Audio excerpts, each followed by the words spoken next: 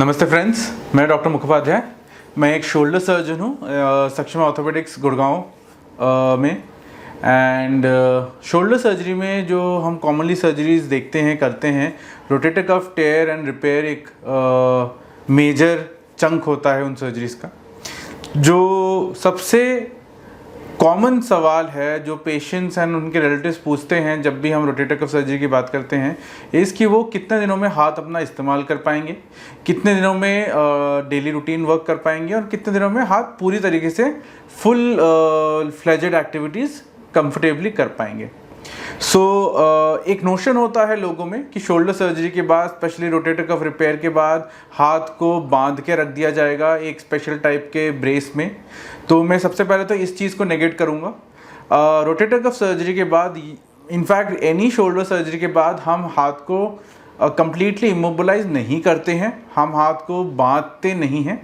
हम पेशेंट को डेफिनेटली एक स्लिंग और एक आर्म पाउच देते हैं पेशेंट के कंफर्ट के लिए, but we also tell the patient कि पेशेंट अपने कंफर्ट जोन में उस हाथ से जो भी मूवमेंट्स कर पाए उन्हें डे 1 से कर सकते हैं।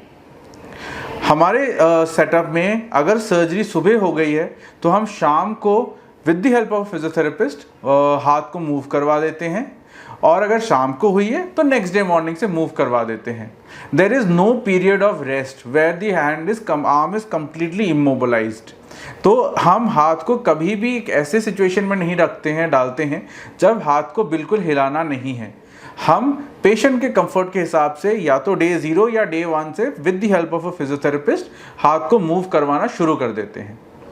बेस्ट केस सिनेरियोज में ऑब्वियसली पेशेंट टू पेशेंट चीज़ वेरी करती है। टीयर का साइज़ कितना है, कितने समय से मसल टॉर्न था, पेशेंट का पेन टॉलरेंस कितना है, पेशेंट की बोन क्वालिटी कैसी है, मल्टीपल फैक्टर्स से चीज़ें वेरी करती हैं। बट बेस्ट केस सिनेरियोज में हमने देखा है कि within the first week of surgery, even before the stitches have been removed, patient more और लेस अपना हाथ डेली रूटीन वर्क में कंफर्टेबली यूज़ कर लेता है, which includes eating, drinking a cup of coffee, tea, बाल कंघी करना, कपड़े चेंज करना, नहाना धोना, साबुन लगाना, ये सब कंफर्टेबली पेशेंट हफ्ते भर में कर लेते हैं।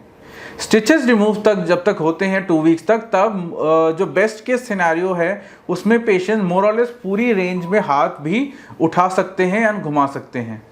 Strengthening comes with time. हम gradually over the next couple of weeks धीरे धीरे रेजिस्टेंस डाल के, वेट्स डाल के पेशेंट को वेट ट्रेनिंग देते हैं, स्ट्रेंथ ट्रेनिंग देते हैं, जिससे gradually, again as I said, within the first 3 months best case scenarios में पूरी strength almost as good as the other hand or the strength in the arm before the tear actually happened return हो जाती है।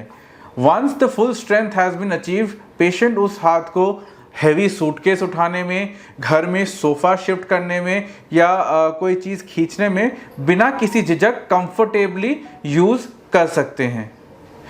हाँ, कुछ patients ऐसे होते हैं जिनमें टीयर बहुत बड़ा है, जिनमें पेशेंट का पेन कैपेसिटी कम है।